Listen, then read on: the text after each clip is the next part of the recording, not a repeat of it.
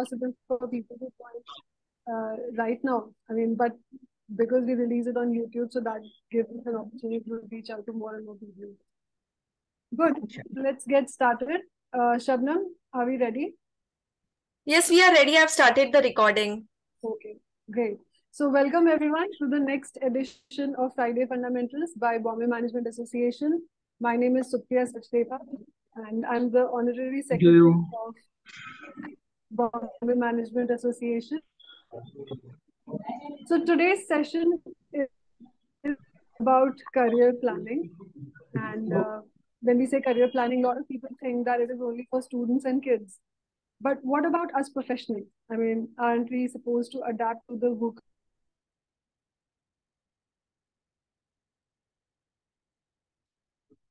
The career planning still hold relevance? Perhaps. It may or may not work. But nowadays, it's not uncommon to see careers evolving in an unconventional way. If you look at the current trends, they are pointing towards a future of work in which people are likely to think less in terms of a career, I mean, climbing a career ladder, and more in terms of navigating a career lattice. So the question is, are careers an outdated concept in the AI-dominated VUCA world? So today I have invited someone who has seen the business side of the corporate world. And from HR point of view, also he has a lot of experience and is also a coach who's had these conversations with mid-level and senior level professionals, Mr. Ganesh Ramakrishnan, who we fondly call as, hello, hi. Hi, happy to be here. Thank you for the opportunity. Welcome to this forum. Thanks. Before we move forward for the audience, I'd like to introduce our today's speaker. So Mr. Ganesh Ramakrishnan has over 30 years of work experience in the IT industry, in technology, and in people development. He's a software techie, turned leadership coach and trainer with over 3 decades of experience developing IT solutions and consulting for global banks. In his last corporate role, he was the HR Senior Director at Oracle Financial Services Software, formerly known as iFlex Solutions. And he was responsible for its organization and talent development function. And there, he led many innovative initiatives across quality management, pre-sales, HR, and learning and development. He has been a regular faculty also at IIM Bangalore and other B schools. So it's a pleasure and an honor to have you, RG, because for audience, let me tell you that I have worked with RG. I started, in fact, my career with RG. I was a fresher I did my post-graduation in Masters in Computer Application, and when I came to iFlex, RG was he's the senior guy. He was handling software delivery engagement for multiple projects at iFlex, and I joined Deutsche Bank where he was personally leading the project. Now, 17 years of his career in the IT industry, where he worked in software development, product architecture, quality management, pre-sales and delivery management. In 2007, while I was there, he shifted into HR to set up the career planning and development cell in OFSS, which honestly, RG, I didn't understand that point of time. When you transition from IT to HR, I did not even understand why you were doing this and if that really makes sense. Excuse me for my ignorance as a fresher that time, but I think well, now that the career navigation trends are changing, I thought why not call someone who has himself gone through this kind of a change, and here we are.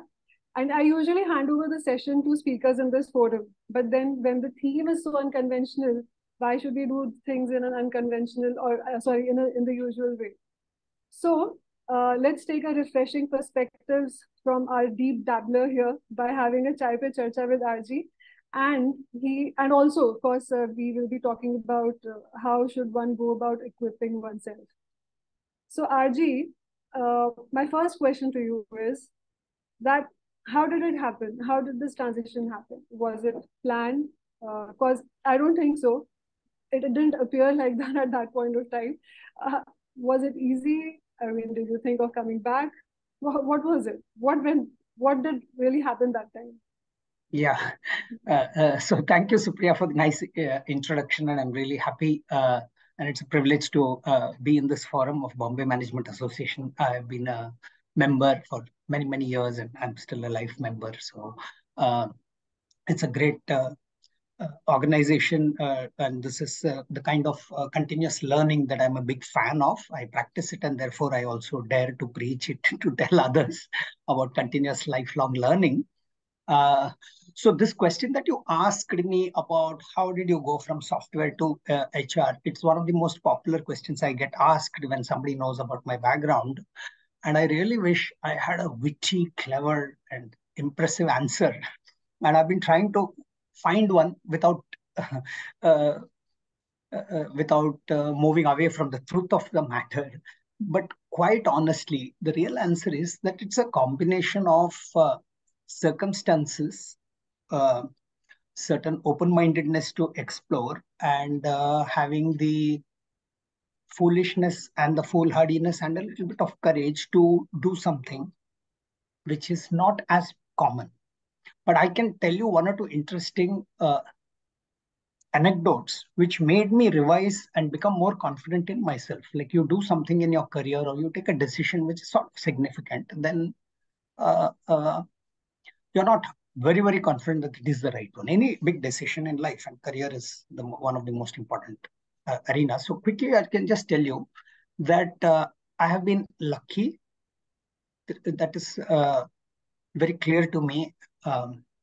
In terms of, I worked with a company, iFlex was one of the few companies, given its background, it had venture capital from a global bank, and one of the few companies in the Indian software industry, which is acknowledged. There are NASSCOM speeches from the 90s, where the head, from other companies also, TCS, Infosys, would say that, iFlex has shown the way that a product company based in India could go and become a global leader, which is why then subsequently it became Oracle Financial Services, because Oracle, the global leader, decided to buy off the venture capital stake and make it part of the Oracle group. Now, in that company, we didn't use the word startup, but we were like a startup when I joined in the 80s and subsequently the 90s.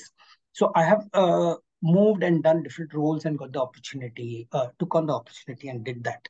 But throughout, I had a little interest in sharing knowledge, which means even when I was in the quality management, defining new processes, I would share that knowledge. Similarly, some of the technical uh, uh, new thing came in which I got the exposure. I would conduct some small knowledge sharing sessions. So that was one theme. But that could have continued along with my job in the traditional path.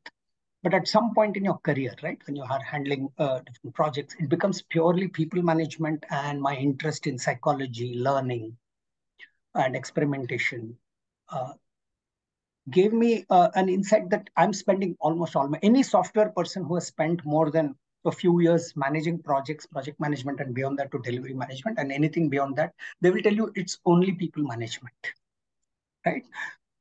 There may be, of course, some elements of talking to customers and influencing them or talking about their consulting solutions or products, but ultimately it has to do with people. So when some new opportunity got talked about in the organization, I had the confidence, having had a track record in the business side of things and having done a few experiments. Not every, by definition, every experiment cannot be a success. You do it, trial and error. Sometimes it's error. It means it doesn't work.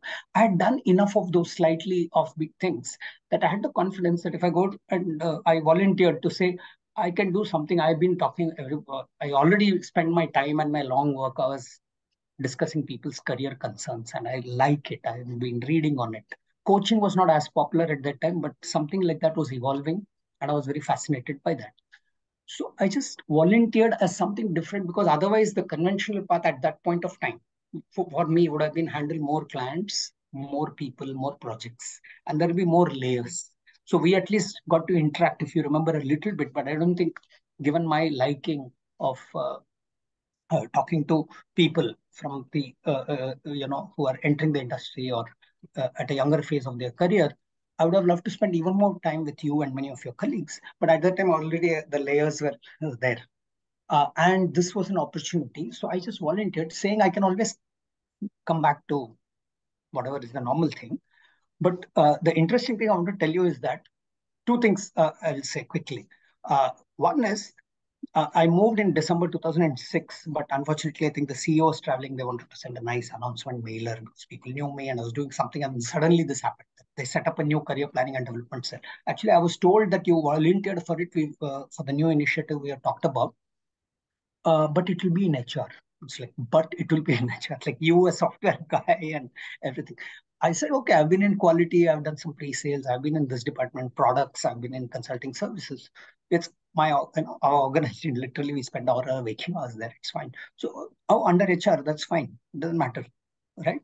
Uh, but they didn't. The announcement, formal announcement mailer that went to the entire organization happened a little later.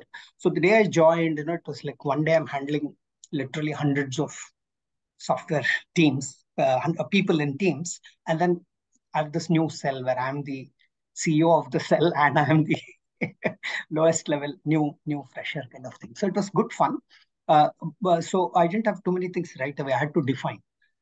And I remember Economic Times at the time arranged a seminar in Oberoi, downtown Nariman Point in Bombay, obviously, where I was based. Today I'm in Bangalore, but all my life I've spent in Mumbai. So I attended that. Normally, we were all based in Andheri, Marol, Seebs, that area, all the IT companies, most of them, and all of us. But I went to Oberoi in the evening to attend a webinar because it was some HR trend, something. And I said, I'm in HR now. I should learn. So the first day itself, I went to Oberoi in the evening. And in that panel discussion, one of the people was Mr. Padmanabhan, I think, Padmanabhan, and he was talking something interesting. And after, how it is, there is cocktails and networking, dinner, something after the panel discussion. And it so happened that people were talking to some speakers or amongst themselves, and this pad from TCS was standing alone with some juice or something. And I just saw him, and one point he had made, maybe I asked a question, I don't remember. So I just thought it's an opportunity to just connect. And in those days, at that time, as well as for a long time after that, 1 or 2 years, I used to introduce myself saying, I'm actually a software person. Currently, I'm in HR doing some initiative in my company. That's how I used to introduce a little bit apologetically. And that's what I told him also. Yeah. The answer was like, I can't tell you how it felt. Immediately, he just looked at me and he said, I'm also not an HR. He was introduced as EVP director at HR at TCS. And TCS is a gigantic corporation with rich history. HR director and EVP there is like EVP HR and director, something executive.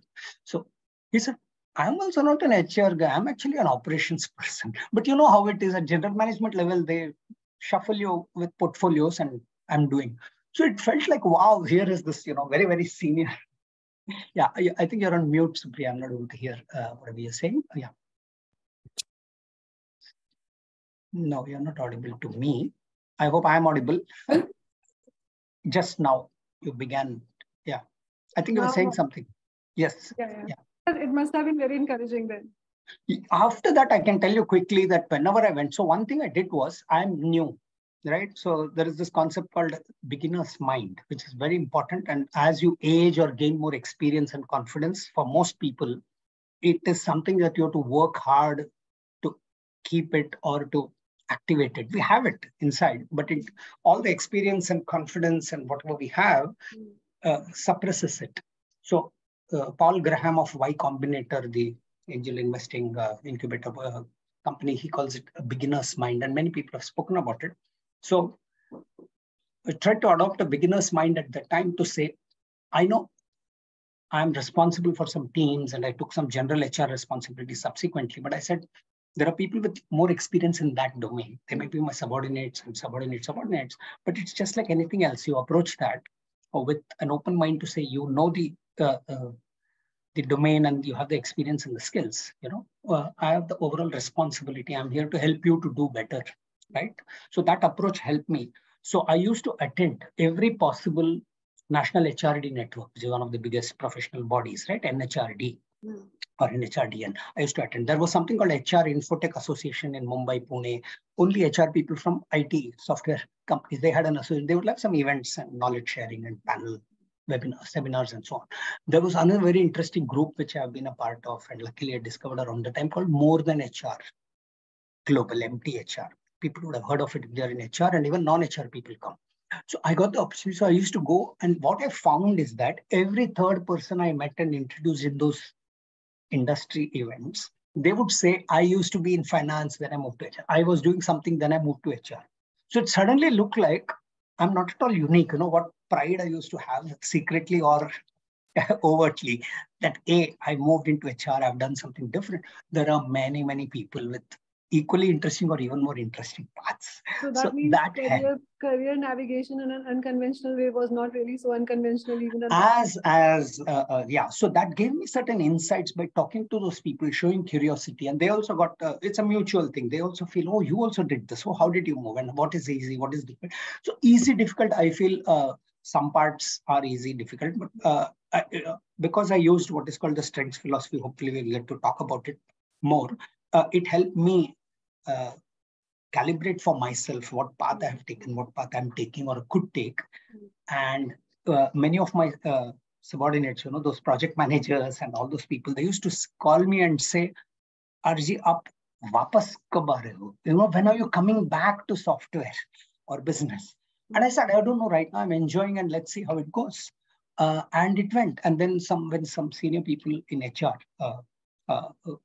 had moved on after many years, I was asked, why don't you continue this new initiative, career coaching and all that? It's no longer new, it's establishing and it's good, but take on some general HR. So I went into full HR and all that. Later on, I went into the talent development training, which was my interest. So it just happened. So there is a little bit of circumstantial, opportunistic, open-minded exploration, little foolhardiness and some courage and experimental attitude, right? And just sheer luck. So it happened, but I think no regrets at all, and it's been good. It's interesting. See what your journey. It's important that your journey, the audience understands this journey, because it kind of sets the context for where you're coming from and why you are the one who's talking about the topic that you have chosen today. But it's intriguing, actually. It's a bit interesting the way you have framed the theme of the session, that career planning can be useful, but career plans are useless. Now, I'm a bit intrigued. What is it that you're referring to? Yeah. So, I mean, why do you say that career plans are useless? Yes. Yeah. So, first of all,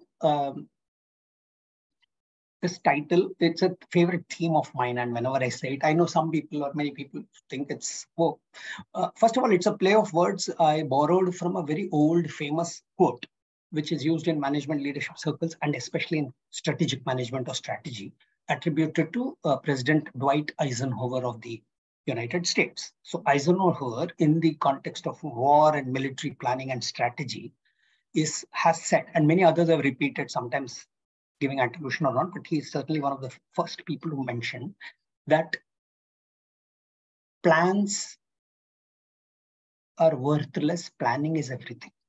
Plans are worthless, planning is everything. And there are books and articles written on this, so people can Google and find out. So I'm just saying that career plans are useless. So why am I saying that? Yeah, I'm so sorry to interrupt. Just one more thing, because you're explaining this. So doesn't planning mean that it produces a plan? We'll come to that as well. First, let's understand why plans are useless, right? It's a very bold and very blunt statement, correct? Yeah.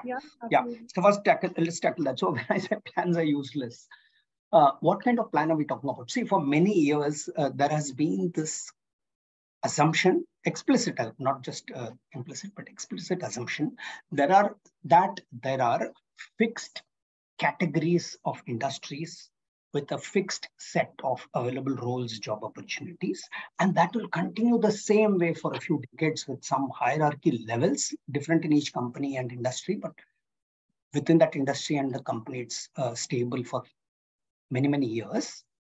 And that, given that the education system also was until recently, and still to some extent, very, very compartmentalized, nicely divided into boxes, that it's all about, and even some people thought, even if you take human attributes, you can find out through some tool or something and say, you are suited for this box number 23. And there are only 39 boxes or whatever in a given context. I'm just saying. And that's it. And if you identify the right box for you, that there is a right box for you. If you identify it and then a little bit you climb or something within those next box adjacent to it upwards, life is set. And this is the correct thing, and anything else is a problem. Yeah. Now, this whole concept, okay, has, first of all, it has the people who believe this even today, and even HR departments used to, in the pre-placement, they will say we have multiple career paths, and they will show some diagrams. That, I have also prepared such things in my company till I realized that this whole thing is not working. So this was the case. And according to me, today where we are, we need to, if people still think of this kind of model, once I should make a career plan after my degree or something, and that's it. Or maybe after, when I join the workforce. People, if they believe this and proceed with their career, according to me, they're doing a disservice to themselves. Okay, I can think of at least two or three ways in which they're doing a disservice to themselves. Number one, this concept that there is this fixed set of boxes and path, and I should need to identify upfront based on some consideration or whatever is remunerative or something, does not match reality. You talked about me. I talked about going into HR networks and finding people. I can give your example. I know that you were a software MC, a master's in computer applications. You joined, you were a good techie and working on global leading projects for many years. And even after iFlex, you went on to other global organizations. That much I know. And then when I met you after a long gap and finding out what you're doing, you say you're co-founder of a design studio. It's like, what is a design studio? What was there such a thing? Branding. Yeah, and then digital branding studio. Okay, digital marketing, all these things. Now, if you try to say you should have done a degree in digital marketing, it wasn't available when you were studying and doing degrees. Right? And it's a very narrow way to think of, you should do a degree and then do that. Today, everybody is learning so many things through various channels, including online courses, degree certificates. So we'll come to that part.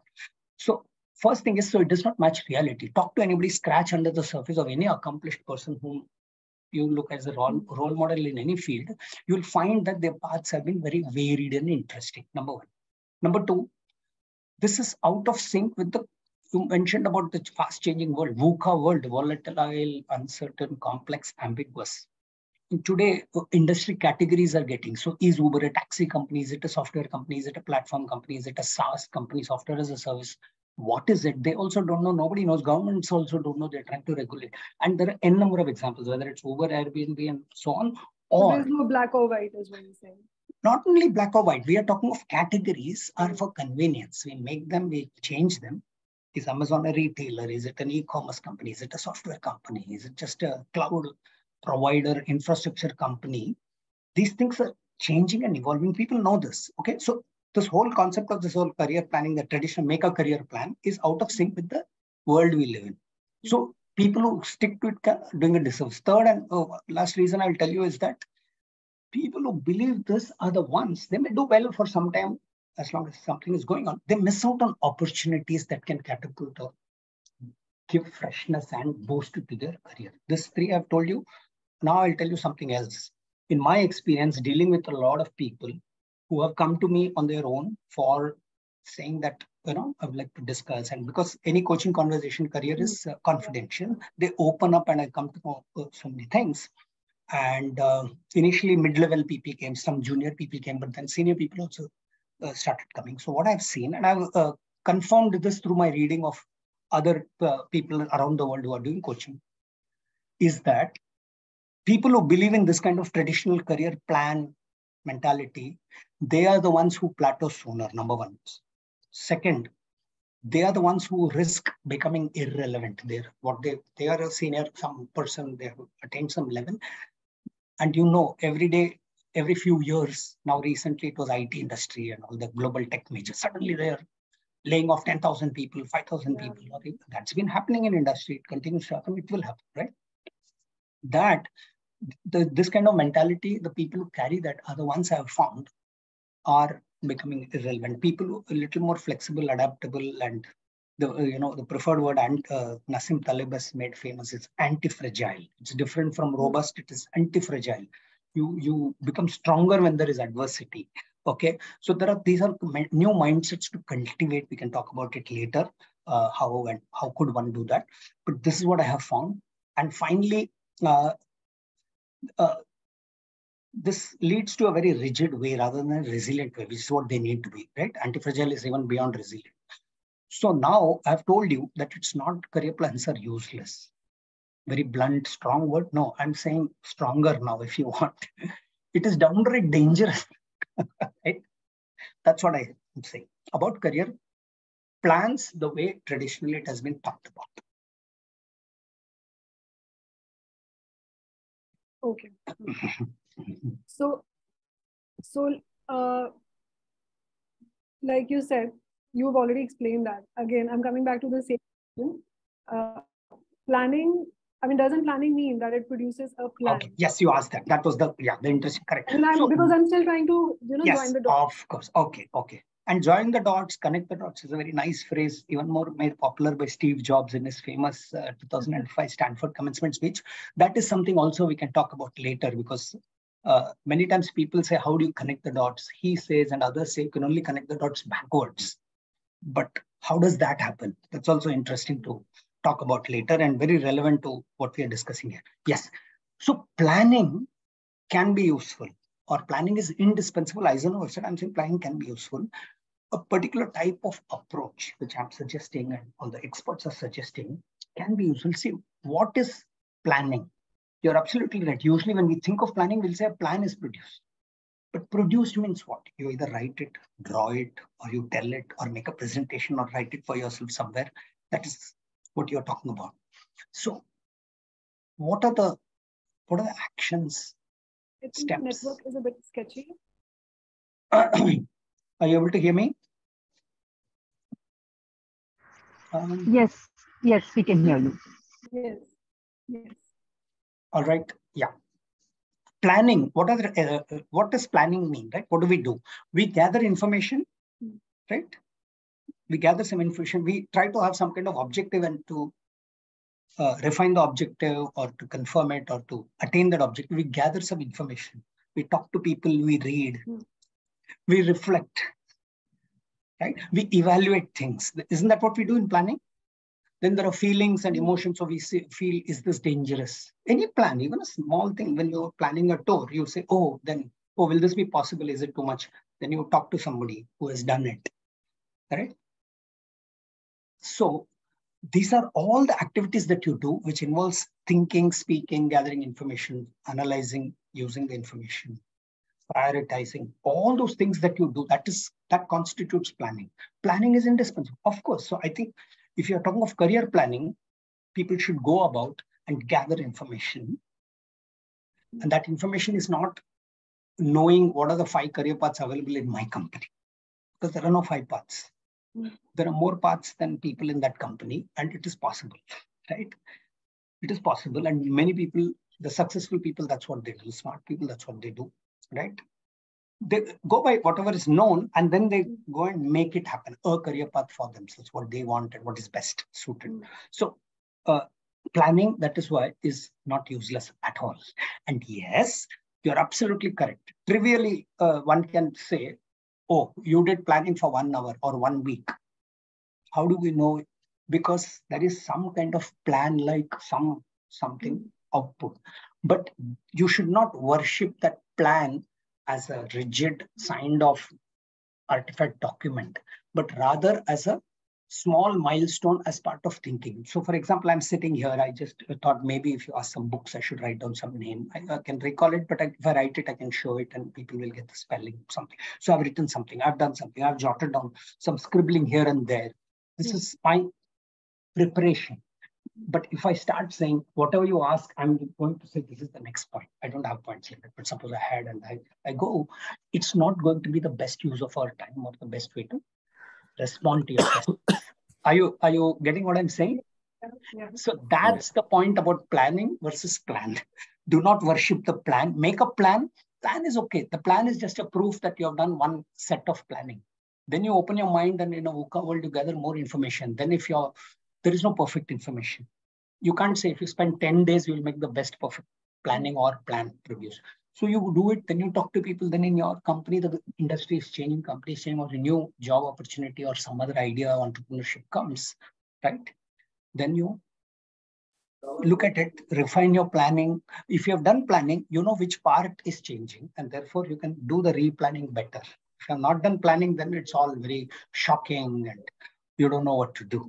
Yeah. That's the point. But we can get into specifics. At this level, this is what we are talking about. This is what Eisenhower meant in the military, but we are saying in career also, this is what it is. Planning is useful. Yeah, not the plan.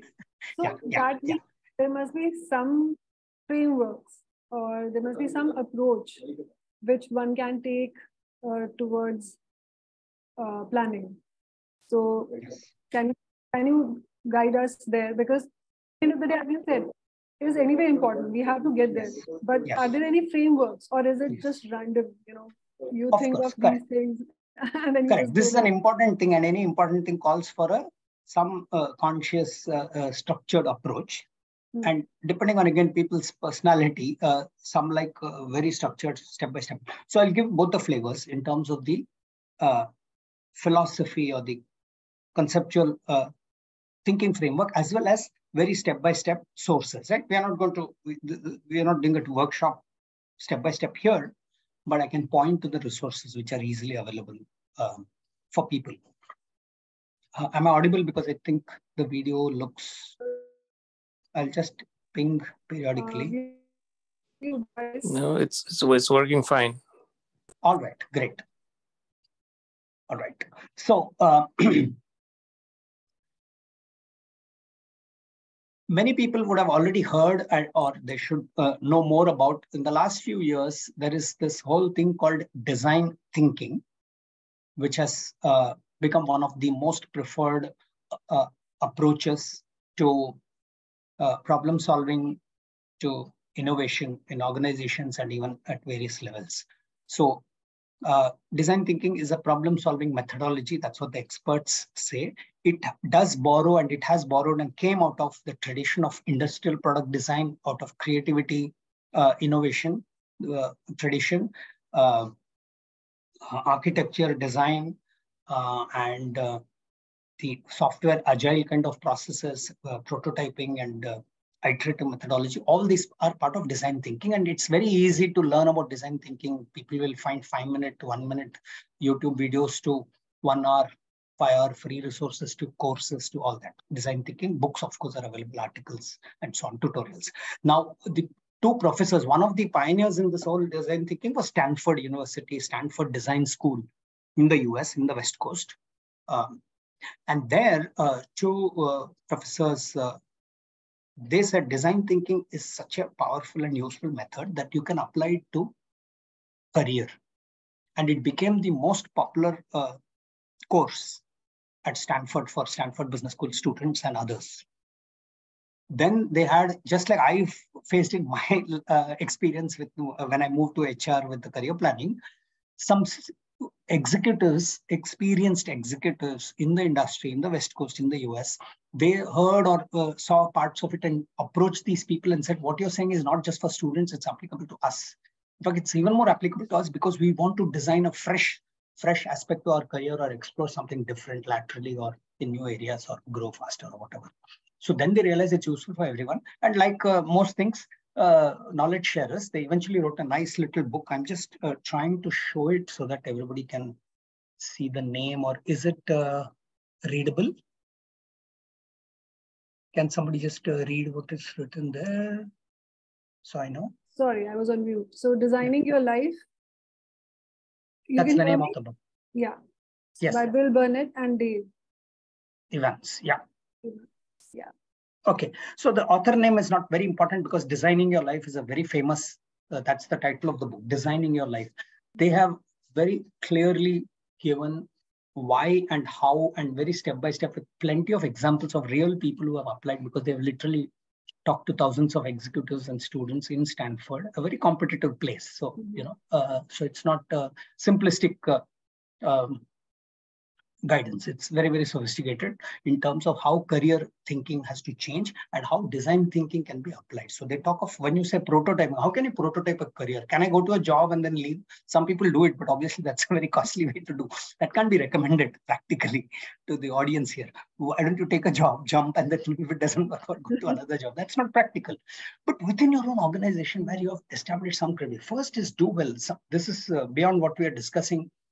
Younger people, at least, wherever you are, however happy, unhappy, confused or not, or you like the environment or not, try and do well. What happens is in every organization, it's not politics, it's not favoritism, it's not culture dependent. What I have seen time and again everywhere is that when you do well what you're asked to do, when you're asked to do something, or you put in sincere effort directed at something, or you add value, then it's almost like you earn brownie points. They're not visible, you can't calculate, but it's evident. That's how we operate in our friend circle. Sometimes your friendship or your casual friendship, it deteriorates or it improves because you find that the person is willing to,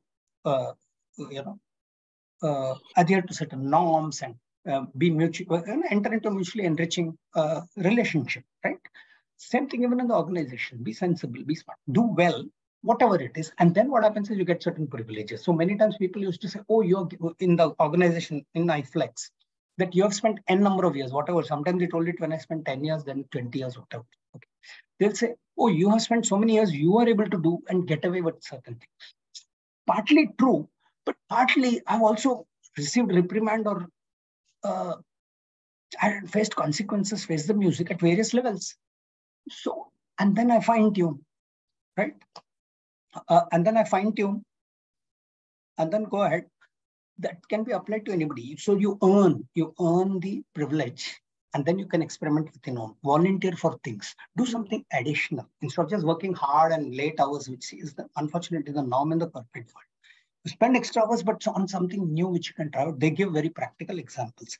The other book, which also is very good, starting from yourself and without design thinking, but very, very nice, is this book I can recommend called Finding, is it visible? Yes. Finding Your Element by Sir Ken Robinson, a great, he's a great educationist, and his TED Talk is one of the most popular ones. So these books can actually tell step by step. Broadly speaking, what I love about them is the philosophy that I think is most useful and modern and contemporary in this century is called strengths approach. Strengths. Okay. Yeah. Are you talking about like a SWOT analysis? Good that you asked, because one of my favorite articles, I couldn't find it now, but I have the copy which I kind of saved it from 2008 when I started, 2009 when I started all this. The title of the article was Abolish SWOT Analysis. My bad. Okay. Yeah. I thought when you said strength approach, you were talking about SWOT analysis. Yeah. Okay. So SWOT analysis is a very old, from the 60s. It came from management consulting for products and for company strategy. And there are research studies which confirmed that it's very popular, but it has no consistency in what is applied, and what people call SWOT analysis and do in 2-day, 3-day offsite retreats, top management in companies in the UK, in the US, very popular. They found in the 80s or 90s itself that it doesn't work and doesn't seem to have anything. It is some very, very kindergarten level. So this audience and this session was like beyond what we call 101. So if you ask me, it is like, is it useful to learn nursery rhymes, 10 nursery rhymes? Anyway, children learn, and it's part of language and speaking and school or whatever. It's not the value of it. But beyond a point, it's not like, do you remember all the nursery rhymes and everything? It's very, very low level. Typically, the SWOT analysis, the way it was told was, you take a sheet of paper, divide it into 4 equal parts. There itself, it's gone. There itself, it's gone. We say equal parts, but the whole system, corporate world, appraisal, performance review, very touchy topic, very important topic. And the way we do parenting with our children and the school system, everything is rigged with deficit orientation or weakness orientation. Find the gaps, fix it. So it was never equal. That weakness was the big thing. So on top of that, there was nothing guidance given as to what you call strength, what you call weakness, what you call opportunity, what you call threat. Opportunity, threat is still okay. Strength and weakness, there is no guidance. So somebody will say, my strength is I have this degree or certificate. My strength is I have this, okay, this family support, or I have this wealth, or I have this job or something like that, or I'm a Java expert, or programming expert, or I'm an HR certification, something. So there is no guidance on what could be strengths, and it never will help. So forget SWOT for SWOT is bad. So SWOT is bad for companies. SWOT is not useful for this. Now we'll talk about strengths approach. What I'm talking about strengths approach has come through a tradition of Gallup organization. They have the Strengths Finder psychometric tool. It is one of the modern psychometric tools, but there are many others. There is Big 5 based, NeoPI. There are others which are very popular with their own history and some like Myers-Briggs type indicator, DISC, and many others, HPDI, brain dominance, and so on and so forth. So any of these psychometric tools out there, they tell you something about your natural predisposition or tendency. The strengths philosophy says that's a big deal. Okay? We all have certain innate tendencies, right, of thoughts and feelings and behavior patterns. And these are not specific to any domain or job. So the strengths philosophy is about understanding yourself through these psychometric tools, or without them you can do, right? Without them also you can do. And based on that, what happens is we say that these tendencies or personality attributes that you have, when you build knowledge and skills, separate the knowledge and the skills part. We tend to talk of all these things in a muddle. So you say, okay, we say that this person has got mastery of persuasion skills. This other person has a mastery of, let's say, speaking skills. When we say that, when you look at that person, whoever that person is, you will find that they have multiple skills that they have developed over a period of time. They have certain step-by-step approach to the things that they do. They have done it, they've got feedback, they've refined it, and then that's the skill part. They have certain knowledge, right? Am I audible? Yeah. They have certain knowledge, which are concepts, research in that field. And then on top of all that, they have we call it passion sometimes, though that word is overused, misused. It's a good word. It's not bad. That they seem to have a passion for it. It is different. You can't be fake. It's not, right? And I'm not saying there's only one passion or something, and that find your passion. There's already a lot of TED Talks bashing that concept of finding your passion as though there is only one. Passions also form. So that's why you experiment. That's why design thinking. That's why iterative. You find a new passion, right? Also. And you may have some. The point is that comes out, and that's where you excel. And that's what you should be running. Just as a popular example, a lot of good things and funny things in that movie called Three Idiots. Yeah, Hindi movie called Three Idiots. But the key thing is, another favorite movie series of mine is Kung Fu Panda. It's not a children's movie at all, right? I mean, all the dialogues from the first Kung Fu Panda and the second and third, lots of it is only adults, and there are so many references. Kung Fu Panda 3 especially, even 1, but 3 especially brings out strengths approach. You know, the big panda trains the small pandas and so on, and finds out that they are what they are, and then how to make use of that. So strengths approach is basically saying that your strengths are what you have, and that can carry you to excellence.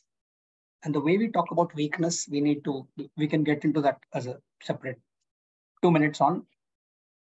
How we think normally about them is not very useful. We'll get to that. But this is the strengths philosophy. So in terms of, again, book references, while there are a few books, I'm just going to show here 2 books that I can recommend for now. One is called Go Put Your Strengths to Work by Marcus Buckingham. He's one of the experts on that. That book is saying that if you want, you can use Strengths Finder from Gallup or any other psychometric, or if you don't use also, I'll give you a step-by-step methodology of trying to find out your areas of strength. The second book I'm put there is Strengths-Based Leadership by Tom Rath. This is from Gallup. If you buy the copy of that book, not very expensive, you'll also get a code, alphanumeric code, and you go to Gallup and you answer some questions. It will produce 2-3 reports, which can tell you how you can identify what they call talent themes, which are these tendencies that I talked about, recurring patterns of thoughts, feelings, and behavior. And then if you then add knowledge and skills, see, one of the big revelations for me, which is very obvious actually, but the strengths approach brought to me is that today, at least most people will agree, 20 years ago, it was a difficult thing, let's say, to understand. Any new skill, if you put effort, directed effort, you can learn. Do you agree or no, Supriya? Absolutely. Absolutely. YouTube, today, a youngster... Personal experience, I'm saying that. Correct. And when we started our career, when I started my career no long back, there was this whole thing that, I know and you don't know. But as I came to the other side of the table and had younger people, I realized that after this internet revolution, mobile revolution, and all this social media revolution, information availability, not availability, and that's no longer the differentiator. Of course, you can be smarter about what information you consume. We can talk about that separately in today's world. But point is, skills can be acquired. In fact, they have to be acquired. I have talked to a lot of people to coach them out of stopping to say, they will say, I'm an HR person at Williams, or I am actually a comp and burn person within HR compensation, or I am a techie, or they will say, I'm a Java person, but they're forcing me to work on the C++ project. Okay, or I am a marketing person, they want me to do sales. So I understand. It's not that these are not problems that people may face, but this holding on to some identity, which is based on something you have done. Or they'll say, I'm an MBA finance, but I'm doing something else now. Right? But the number of people, recently I read IIT professors, there are IIT professors who are writing column on careers in Indian Express. So I read a couple of them. It's at 60% of people are working in non-core engineering after doing non-core engineering degrees. But we all know last 30, 40 years, software and information technology in the broad sense, and then later on even retail, has sucked all the available talent pool.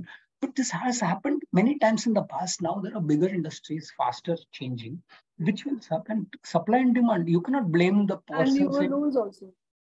Pardon? And newer roles also.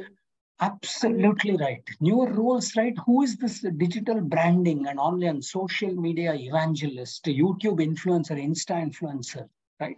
There are so many people, young people making money. And I can tell you, my contemporaries, that means who are in the age of 50s, some people have a very typical, what I call, I'm sorry, but it's usually an uncle. Yeah, this is not gender equal. It is bad uncle. Okay. They have this uncle type thing. Oh, these kids are doing something. And they sometimes tell about their own children. But we live in a new world and we should say, no, I am 50 plus. So anything will appear new, I will think is not good. But I have to approach it saying it could be good. It's me who has to understand or doesn't understand it. Then maybe some things are good, some things are not. So new roles, new industries. So the education system can never catch up. The education system, the way the university, college, everywhere in the world is, it was designed in the industrial revolution time to produce, just like widgets are produced, quality control, consistent, pass, fail. Who is anybody to say somebody is a pass? On what? Fail in what? Reject. So today, that is happening. Yeah. So this is something that's a real trend. Yeah. But has the industry accepted? As in, yes. Is the industry ready for this? I know it has been happening over the years, but yes. I think they are talking more actively about it now. We use Wonderful. The term VUCA world. Yes. I mean, we are just, I think, maybe exaggerating a bit, I feel sometimes. But yeah. Is the industry ready to accept people who are coming from different domains, to give them a chance to yes. create newer roles for them? What do you think?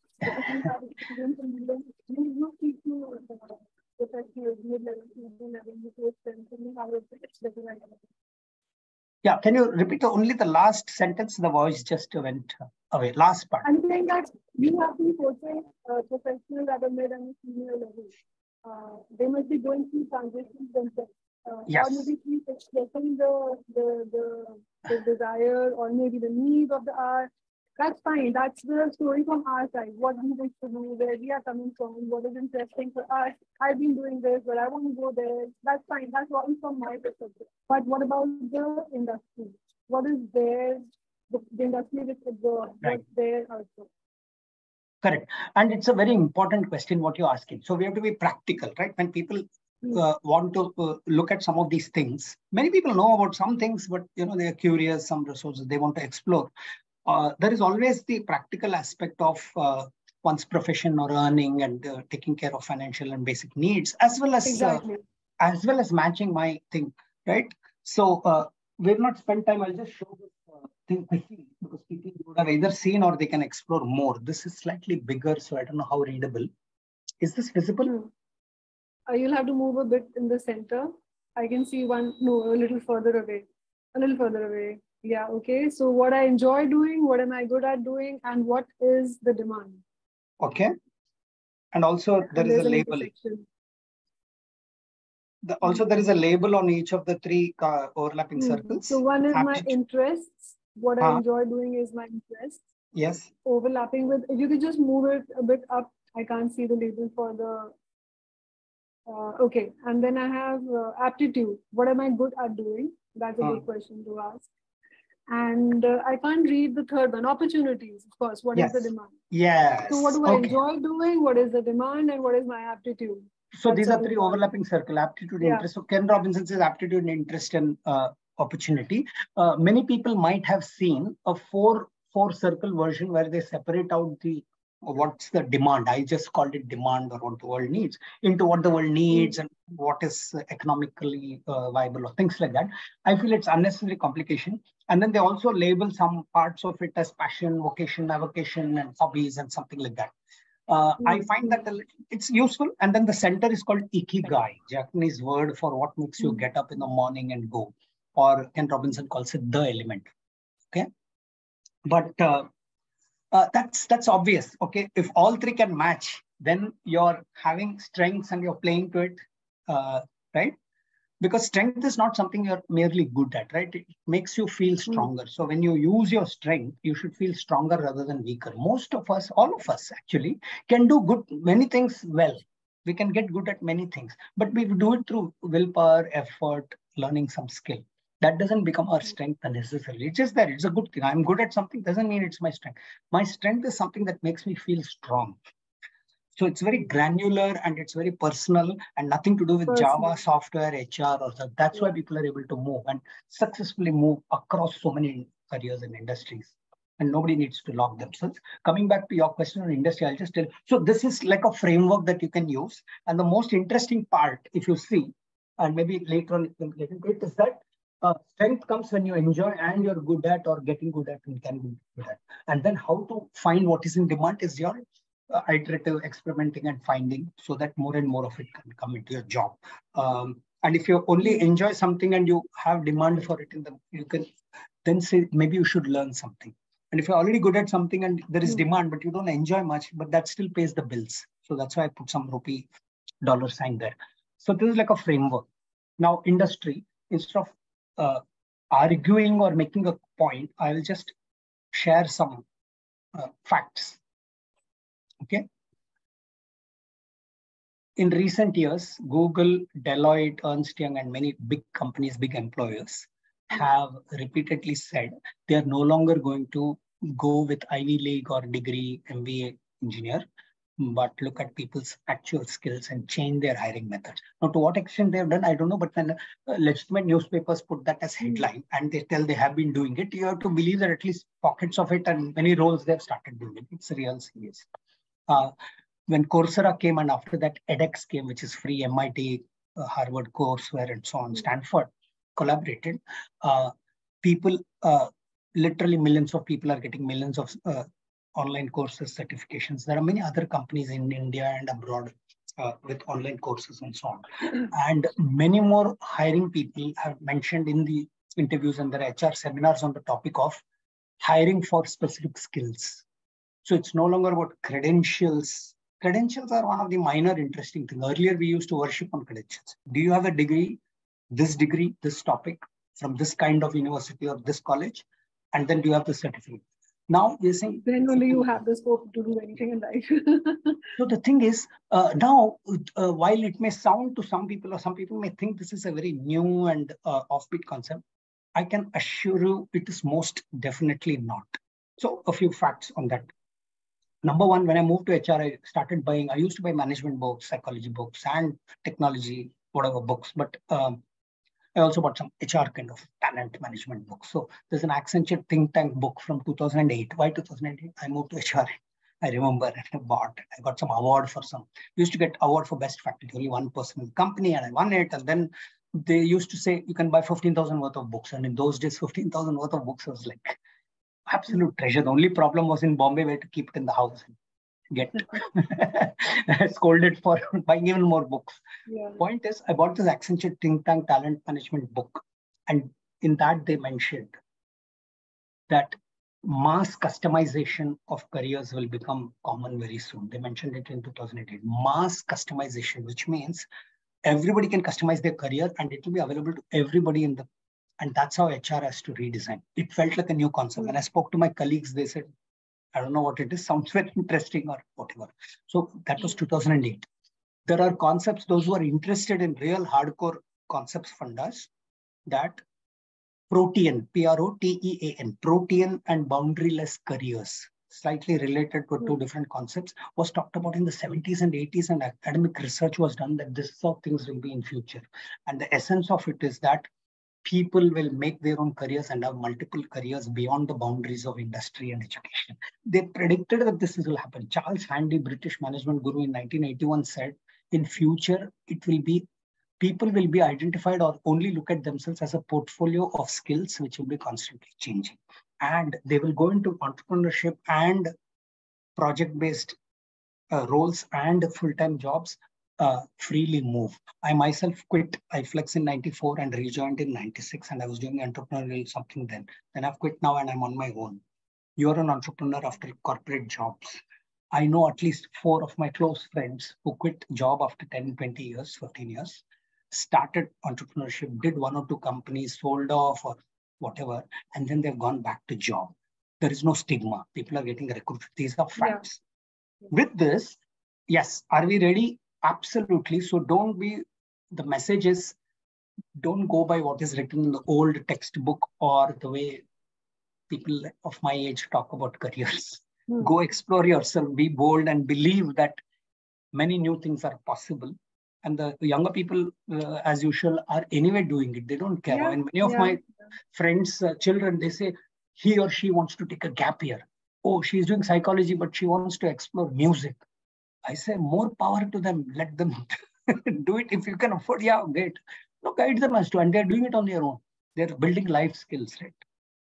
So back, the parents must be keeping their kids away from you. Nowadays, they must be sending back to you for some more clarity and understanding. Yeah. So yes, industry, yes, it is being recognized. It will take a little time for it to become mainstream, which is what I'm hoping happens through conversations like this. Yeah. So tell me, how... I lost you. After tell me, I lost you. Audible? Now you are. Am I? Okay. Yeah. So I was saying that if someone is already in a job or professional career in a good company, but is worried about their growth prospects, so how should one go about equipping oneself? Give us some perspective on that. Sure. So one is that the approach that we talked about, go deeper. I suggested some books, but if you nowadays, everything is one Google away, and Google even tries to give you snippets. They want you to be on the Google page. Sometimes it works well. Sometimes you have to click and go into. A lot of resources are available. I just mentioned a few names. Once people start exploring, they'll find more. These are all highly talked about, and a lot of people are there. I think in the beginning, I heard you mention future of work. It's a nice phrase that's become very common now. And one of the authors who has been pioneering and writing about it, there are many, but one favorite author of mine is called Daniel Pink. Okay. Dan Pink. Yeah. So he has written books. He anticipated the way people are wanting to do gigs. We said, in between we used to talk about we are in the gig economy, right? But Uber and some problems made it a bad word, but it's still there and people are doing gigs. So he wrote a book called Free Agent Nation. Then he wrote a book called A Whole New Mind. Then he wrote a book called To Sell is Human, where he said sales and selling, people have old notions, but real good sellers are not like that. And introverts make better sellers kind of thing. And then, things like that, which are very unconventional. He's been talking about future of work, how the companies and world is changing. So there are many such authors. What I was telling is that this designing your life or design thinking applied to your career is applicable to anybody. Experienced people can and do apply it. In fact, many of the stories in that book are of real people who shifted career or relooked at it. Somebody who thinks they are plateauing or they may plateau. There's a brilliant book called Mojo. Mojo. Okay. By Marshall Goldsmith, considered one of the greatest executive coaches in the world, leadership coaches. Yeah. Marshall Goldsmith. He's written a book called Mojo, M-O-J-O. Beautiful, real stories of people who kind of just stagnated and then had to reinvent themselves or went through something. And at an age also, some people talk of midlife reflection or midlife things, right? Midlife crisis is supposed to be a myth, but people go through some transition at that time and depending on the life stage. So he has written a book on that. So what people need to do is apply strengths philosophy, understand it deeper. Then they will start seeing, like I did, that when you connect the dots backwards, you will find that you were already, whenever you succeeded, it was because you could use your strengths. Whenever there was a setback, it was like you were going against the grain of that, and you had to do some fine tuning to work around, things like that. So that is, in terms of the approach, strength philosophy, design thinking, both will definitely help. One or two other things I can say is learning how to learn. We live in a world where continuous learning, lifelong learning is not negotiable. And most of the people, smart people, are doing it. Look around. Okay. Facebook, if you go, not the most preferred. I stopped going, but whenever I go, I find some 70-year-old relative of somebody's father-in-law or mother-in-law doing a course. Okay. 75-year-old doing a PhD and all that. All this is slowly happening. So continuous learning is a given, right? So learning how to learn, right? How to learn certain things, like podcasts are a very different format, right? Everything can't be a 5-minute video or show me an article, or I just learn through, people say I learn through experience and trial and error, but you can't draw a Venn diagram with experience or something. Somebody should have shown you it. Then you can say, I will apply experience and dispute it or use it in a different way. So there are, reading, there is no substitute. All the top people anywhere in any field, at least read biography or listen to interviews if you like video so much. Instead of watching, we all watch whatever.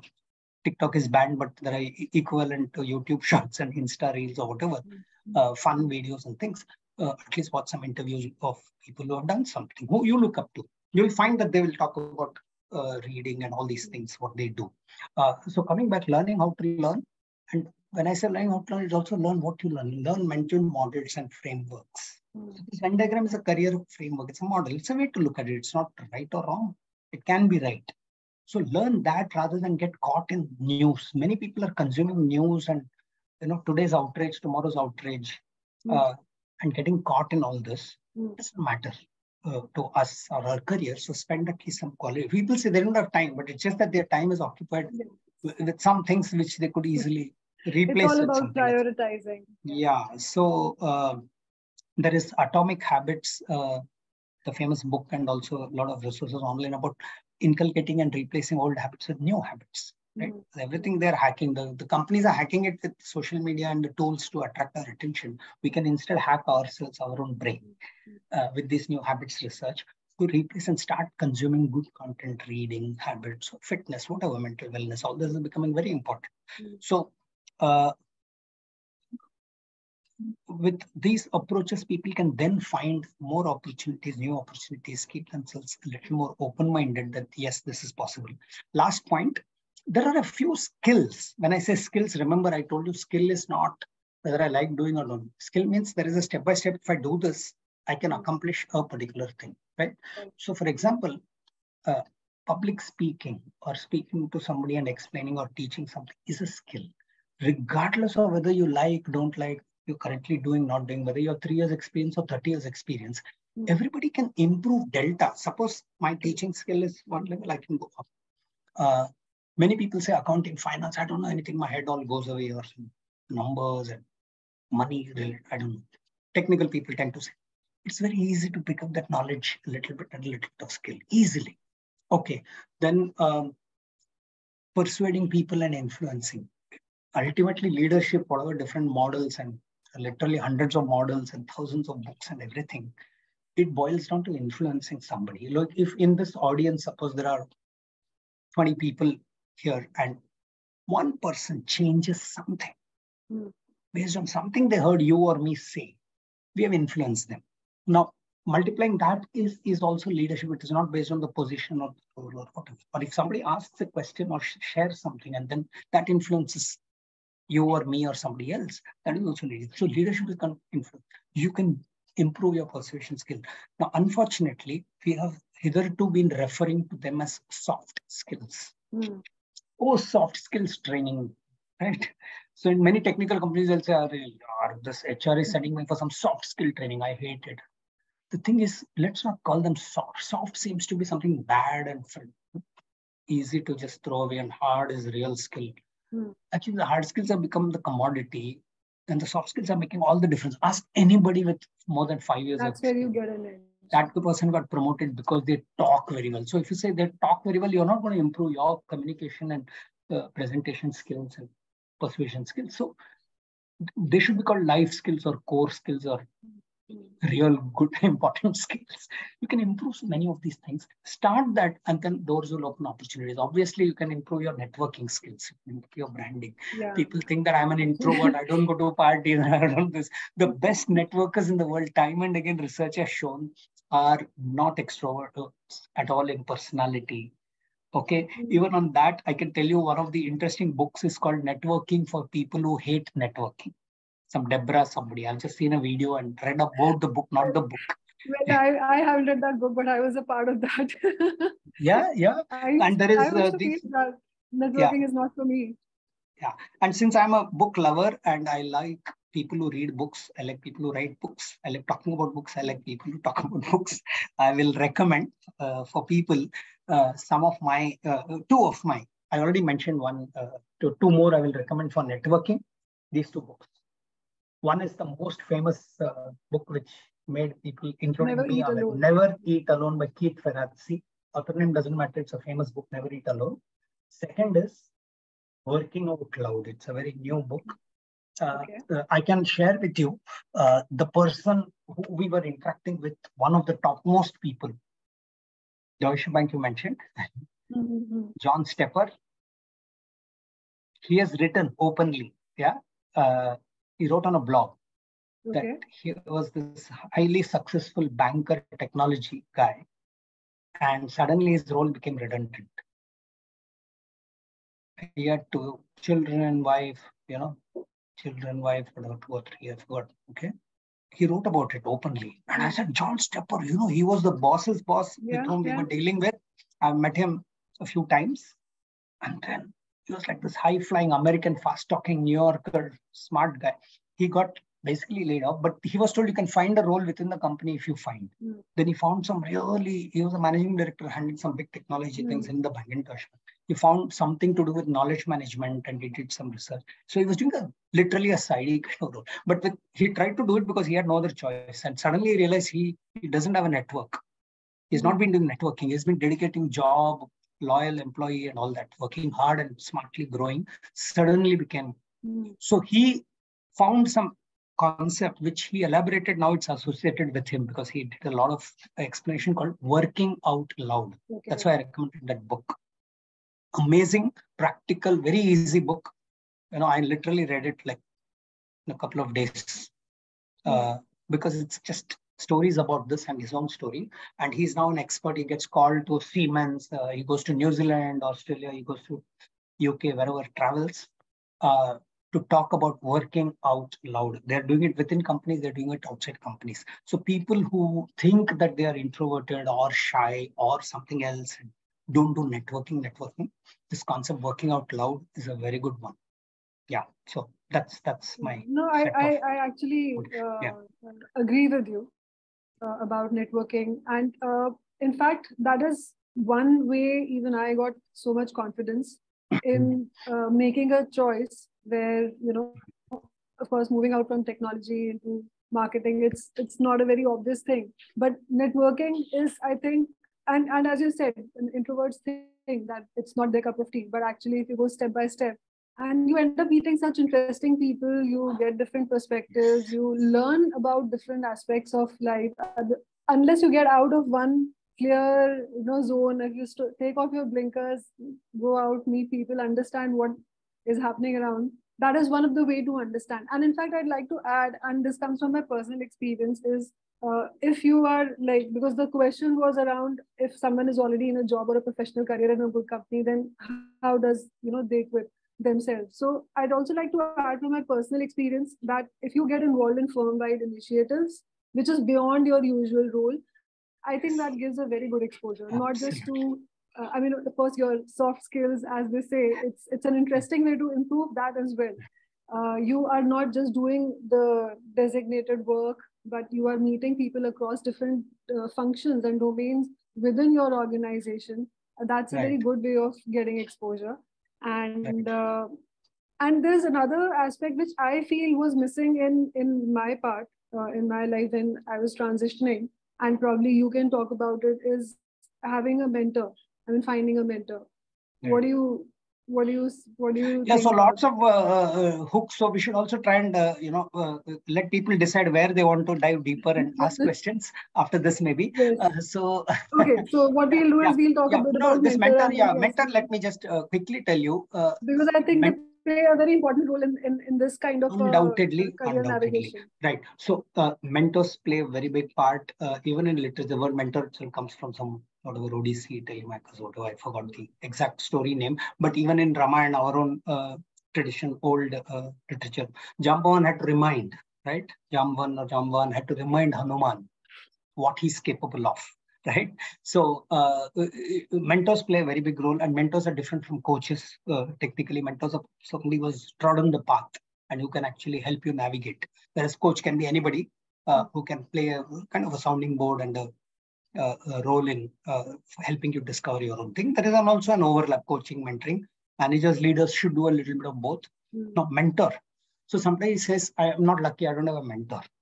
You can find mentors. In fact, most of the successful people in any organization, in any domain, they are busy, time and all that. When there is a genuine mentee, the person wanting a mentor, they can and will. It's not about the quantity of time, quality of time. Almost anybody, and I have had many mentors in my personal life and definitely in my work life, who have played a very, very big part, as you said. So it's about hanging around. You talk about firm-wide initiative. Another thing is just quietly hanging around. A little extra than what is necessary or asked of you throws up so many new opportunities. And my entire life, I can tell stories about, yes. And, there are those popular sayings like, if you just quietly work hard without worrying about credit in group initiatives, there is no competition there and things like that. So the point is different ways to contribute, finding it, and what you said is absolutely right. And yes, mentors. Last one point, which is my own, I've not read anywhere, is that I have seen that there are two types of mentors. So I would caution on one type, and both mentors are mentors and they help and they can help boost your growth in whatever career.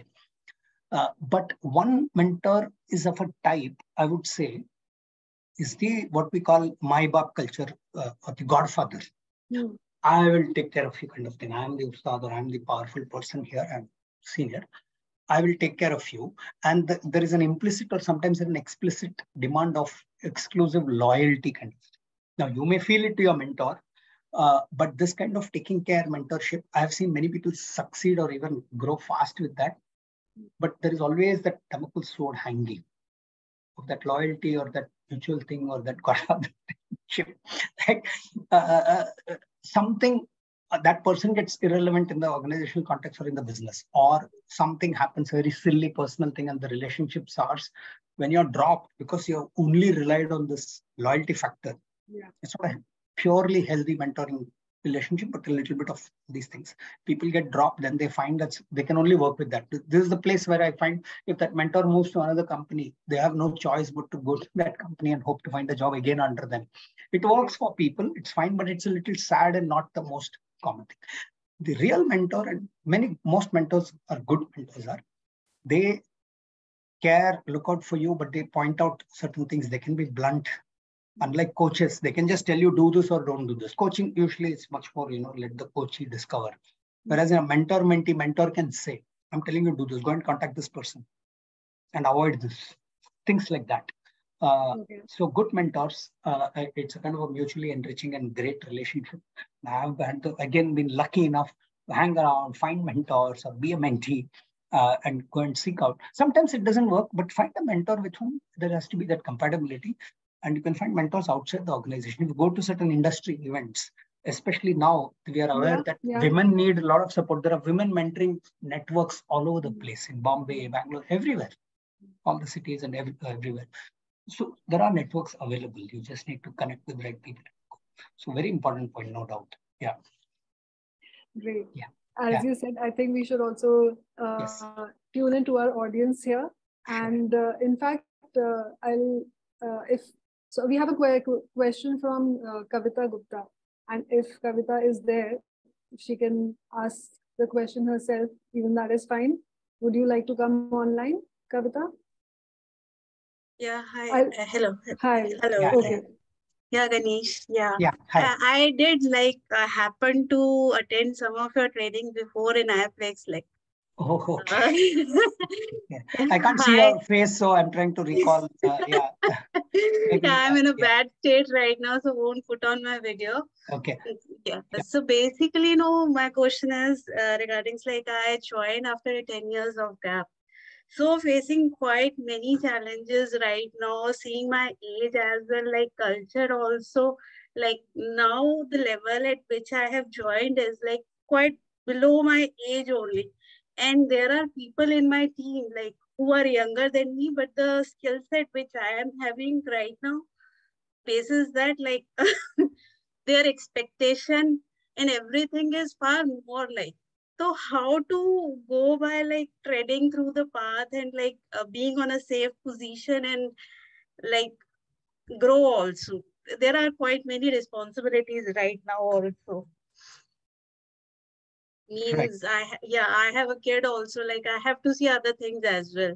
So just wanted to know is there any, because this much of gap has led me into some such state, wherein I am not able to decide only on the CBL side basis, I have entered into the organization, I am working into some project, but going forward, building that skill set, going where exactly the industry is going, those things, if you can little bit guide me on. So I think that would be very beneficial for me. Sure. So, so Kavita, first is today what is happening is that, as I was telling earlier, because we superficially we think we have so much of information coming in, instead of feeling more informed, in theory, all of us should feel more informed. Actually, if you ask me, most people have two approaches. Either they're trying to be all the time connected on all the social media and then totally going berserk, and it has so many stress-related problems and so on and so forth.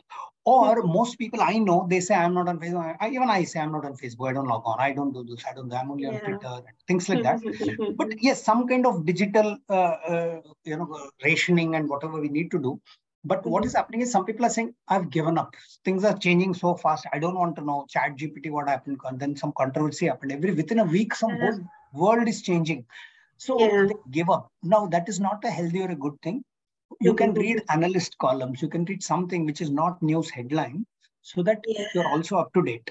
Now, when you come back, the situation that you specifically mentioned, which we didn't touch upon, is that the fact of the matter is ageism, as they call it, is unfortunately a fact in some industries and some companies, which means just because you're older, you're considered not relevant or can't be relevant. Earlier era, 20, 30 years ago, everything was experience. I have experience, you don't have, so you have to listen to me. Or I demand and command respect, and people used to give. But it was already evident to me 20 years ago. I'm telling you now, this cannot and will not work. Personally, if you ask me, I've been on the other side, and now I am the experienced person introduced as 30 years experience. I am all for it. do not respect me because it is 30 years experience or whatever certificate I did 10 years ago, 5 years ago. It doesn't matter. Okay. I have to be dealt, I should be dealt with who I am and what I'm saying. And I should know that, and I should be willing to raise up my hand and say, fine, let's engage. So, but the fact is ageism does exist. And I would say the onus should always be on the more experienced senior person or the elderly person or the older person to bridge that gap and take 2 steps to. And then I find many people say, oh, nowadays kids are like this. Nowadays youngsters, they don't have respect. But I have never, ever found that to be true of anything. Nowadays, children don't read. You go to any bookshop, I go regularly. In Bangalore, there is a church street. You get off the train.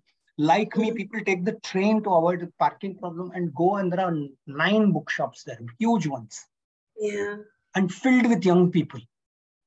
And they're buying books. Okay. Yeah, even my son is like great. So all I'm saying is approach with that mindset to say that yes, you have experience and it will show up. You should have confidence in what you know, but engage with that and expecting that. And we have all gone through, at some point you have to go through. It's very difficult. I would say majority of people at some point in their career, it has happened to me also, have to report to a younger person in age. That means they have few years of experience. Yeah, that is not a problem for me, but the younger person facing me and interacting me, that's true. He is facing the problem. So true. That way, you have to make it as easy as possible. And it is a challenge, no doubt. And when you talked about personal responsibilities, family versus the break and then coming back, all I'm saying is these are all very personal things where nobody else can say right and wrong. It has to feel right. You have to do some rational thinking and also let good feelings guide it, but apply rational thinking to then contextualize to where you are. And as you keep working, your confidence will grow. I know many people, including my wife, who has quit corporate job, typical corporate job, big corporate, and been an entrepreneur, freelancer for many years, and then gone back to full-time job, and then again come back to freelancing. And I know many people like that. Wife, I'm saying, I know her from person. There were challenges, but it is possible to overcome. You have to approach it with an open mind. I think if the right attitude and what you're saying, it is possible to do. And be aware that everybody doesn't see the world the same way. If you keep learning, you can become more relevant and more accepted. Thanks, Ganesh. Sure. Thanks. Yeah. Thanks, Sarita. So, Aji, since we are talking about the career transition, and also we have a query around that also. It's by Vishal. He'd like to elaborate on that. Vishal. I'm sorry, I put my son's name in there. Oh my God. Okay, so who are we speaking to then? This is Jayanti Hari Prasad. Sorry, I lost. Is Jayanti Hari Prasad. Jayanti. Hi, Jayanti. Hi, Jayanti. So, Jayanti, go ahead. Please ask your question. So, hi, Ganesh. Good evening. It's so nice to hear this topic being discussed. One thing I thought interesting that Ms. Gupta said was about transitioning and going into the workforce after a long time. I did that myself, and I found that I was reporting to people who were 15 years younger to me, sometimes even more. But what initially felt like, oh my God, am I lagging behind? This is so, instead of feeling ashamed, the first few days I felt a little ashamed. But once I started thinking about it more as, this is the job, I got to do my job. And if you focus on just doing what you're supposed to deliver, I think it takes away the discomfort that the other person has who's younger, who's managing you, and you as an older person reporting to a person who's much younger than you. That was just my personal experience that I just wanted to share on this platform. My other question was about a career transition. I started my career as an accountant, a hardcore accountant, closing books, closing funds, year-end, month-end, and all of that. I transitioned to finance, which is a little bit more on budgeting and things like that. And that's where my interest truly was. It wasn't an easy transition. It took me over 8 years to just sell to the other party. This is what I want to do. And this is something that I'll be good at. So it took someone to give me that chance. So this works if you're in an organization, networking, working, but how do you sell this on a resume or on a cover letter when you want to just highlight that this is what I've done, but I'm not looking for a job here. I have potential here. I have done this. So how do we go about incorporating that in the way we approach a job or approach an area that we have not worked in before, but we have great interest in, and we feel that we have a potential to grow in? Sure.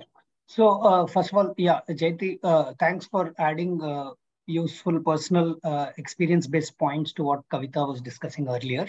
Very important topic, I think. I don't think there's one definitive answer. So it helps to have somebody who has gone through to add that perspective. That was very useful. The second thing is about your question. So 2-3 things I can share based on my experience. So when I say my experience, I've looked at it, and I don't think it is something that I can claim to solve. But I've seen people solve it, and many times it works, and sometimes it doesn't work. So acknowledging even a challenge is good. Okay. So when you transition from accounting to finance, you said, right? There is a bit of knowledge, and usually such transition. So many people ask me that could I have, or would I jump and go into HR job in another company? I was very clear that A, I did not want to do it, but that was good. B, there was no need that, I was in any threat. I can go back to software or do whatever in the company. But I was very clear that I'm using my asset or my privilege that I know the company. As an HR person, slowly my HR colleagues, some of whom were a little puzzled and not very happy that this business manager has come into HR and leading some HR team. But later they saw that after building the bridges, being a beginner's mind, humble, etc., they also found that when I go and tell something, the receptivity from for the business managers who are my colleagues. Yesterday, you and I were on this side of the table. So they can't tell me, you HR people don't understand, though I'm HR. They can't tell me because still yesterday, you and I were doing it. I know it, and you know it, and you know that I know. So that was like an advantage. So making lateral shifts of role or profile or domain, right? Finance is a domain, accounting is a domain, budgeting and something is different from just the accounts and something, taxes or whatever. Now is easier in an existing context because you can cash in on what you. So it's like a cashing in, right? Sometimes you can cash in, sometimes you can cash in too early or too late. You have to cash in, right? Book profit, as they say it in the investment field. So there is a smart way to go about it, but it's also circumstantial, opportunity driven. Once you recognize, if I'm taking a double risk, which means I'm trying to change profile and change an organization, the chances or the challenges are different than it is. If you're getting it, good. If not. So that's something to keep in mind, that it's easy to make. One of my colleagues, I can tell you, senior colleagues who was in training, and outsiders may not know this, but those who are in training, for them to get into general HR is difficult. They cannot apply for a job. They will say, you don't have HR experience. You're just a training person. But this person smartly, therefore, stuck on in a particular organization and then look for opportunities. And when a vacancy came or something, throw in the hat, worked hard, did whatever needs to be done to get into that HR role, and therefore has become an HR person. Now on the resume, they have a few years of HR, and therefore they can actually legitimately apply. Last point on resume itself. We all know the modern resume format is not chronological, but reverse chronological. 2 tips which I've heard. I'm not an expert because I didn't apply for many jobs and spent all my career in the same organization and went solo before and after. But I know through experience of other people. Do not treat a resume as, do I have a resume, send it. Have a generic short one, but any job or serious thing, even if possible, for a casual, somebody asking, send your resume, let's take a look, send a brief profile, tailor it. Tailor means today, now, what the person is asking, what you think and what you want to position. Therefore, there is always opportunity to highlight something which may not be in yours because you have done other things, but change it. So for example, I have struggled with what you asked. Should I, in my profile, highlight all the wonderful things that I did in software? because that's my precious thing. I've done some award-winning projects. I won award. How can I not tell it? I did this, I did that thing. Is it relevant for me in my current resume or profile to somebody when I'm talking as an HR professional or as a talent development professional or as a career coach? I had to, with great difficulty, let go of that baby of all the wonderful things I did in software. Right? So that's the thing about the resume. Hopefully, it's somewhat giving you some hints and yeah. Yes, it is. Just one last point, Supriya. I'm so sorry I'm taking up. Yeah. That helped me, honestly, in my job process, in general, was to be able to see what every job has a preferred criteria, like a criteria that they're looking for. Yeah. And can tailor make certain points. I've started doing that on my resume because I saw someone's resume like that and I was so impressed, and I share it because I think it's great even for job seekers, and it's good for people who want to hire to see what those preferred criteria that they have asked for and how do you fit in that profile. Like, what in that area have you specifically done in different parts of your job, because they don't have time to probably read 3 pages of your resume, but it probably helps to highlight, in this job, I did this. In this job, I did that. I was able to do this. I handled that. Everything that the job is really asking for. So I found that useful, and I was successful getting a position, but I didn't quite take that. But that's a different story. But I felt that was helpful, and I thought I should share it on this platform as well. And I'm so sorry, but I have to hop on another meeting. But I genuinely appreciate everything that Ganesh said, and thank you for the question, Supriya, and giving me this platform to speak as well. You're welcome, Jayanti. In fact, there is another session, such Friday Fundamental session that was organized a couple of weeks back, and we have our president, Mr. Rajesh Sharma, also with us here on the forum. Hello, sir. Hi. If you remember, we had this discussion in one other forum also, and I think you mentioned, or the guest mentioned that day, that it's important that you keep revisiting your CV every 6 months. Of course, yes. That's when you take a stock of what you have built in last 6 months and whether you're progressing towards where you want to really go and where you want to take it. So are you driving it or you are being driven? So they say that if you have nothing to add in your CV, if you have nothing to add in your CV, in 6 months' time, that means you're not growing. Yeah, interesting. That is interesting. Yes.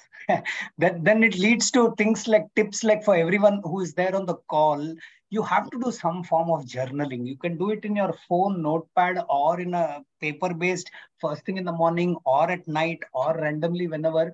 Some amount of journaling. There is nobody who has succeeded in anything who doesn't do journaling. And there are even formats and groups on all this. There is bullet journal format, and there is so many things, very important. And in that journal, one of the things I've been doing, especially after leaving the job, because in the job it was easy. I'm attending training, I'm doing something, not just conducting, but attending training.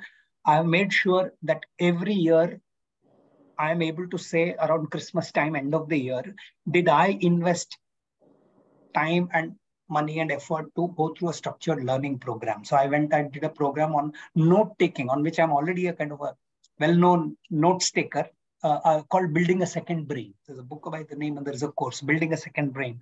And similarly, I keep enrolling in some course or the other. It's very important so that I can answer whatever Mr. Rajesh Sharma said. In 6 months, if I have nothing new to tell, I'm bored with myself. Forget impressing other people. Absolutely. Absolutely. Yeah. So we had a very interesting conversation today with Mr. Ganesh Ramakrishnan, and I think it was a different format over here that we had. It was more conversational, more driven by, what he spoke about, the career planning and the strengths approach and how it is different from SWOT, and consider different, like whether the industry is ready for such kind of a transitional role that these days. So I think it was a very nice, interesting conversation. I really thank you for accepting the invitation for this, RG. And thank you. I hope Thank you. I enjoyed it a well. lot. And I think, yeah, this is a topic you can make out that it's close to my heart. And yeah, it's a very important topic as well. So glad that we could have this. Great. So I request Mr. Sharma to, thank our speaker and our audience. Yes, thank you. Thank you, Supriya, for the opportunity. And I must say that, Ganeshi, your session was extremely useful. I was silently listening to it. And the most practical, which I think people were able to relate to it much easier. And, everybody was thinking in its mind that, is it for me? I mean, is it my story? Because it's everybody's story, we all go through this in our mid-careers or some stage of our career where we are in a dilemma and where we need some kind of help, which can give us some guidance in terms of our career planning. So thank you very much for such an engaging session. We are really honored to have you on our platform. And we thank you for taking out time for Bombay Management Association and spending time with our members and society and spreading this, your words of wisdom, which are very useful for young people. As I'm sure Supriya must have told you earlier, we put this video on our YouTube after this session, after sanitizing it, and so that at a leisure time, our members can see it, and I'm sure they will also get benefited. I thank the BMS staff who at the back end, especially Shabnam and Supriya Patade. We have Supriya Saideva and Supriya Patade. Yes. So they work at the back end and make every session successful. And we look forward to engaging with you in our subsequent sessions as well. Thank you for the kind words. I enjoyed a lot and it was my privilege. And thank you so much. And thanks, Supriya, for connecting and then persuading me to plan and do this session. And it was really free format, but it was very good. All your pointed questions and follow-on questions were very interesting to deal with and discuss. Thanks to everyone also for listening and asking questions. Thank you. Bye. Thank you. Thanks everyone for joining. Thank you very much.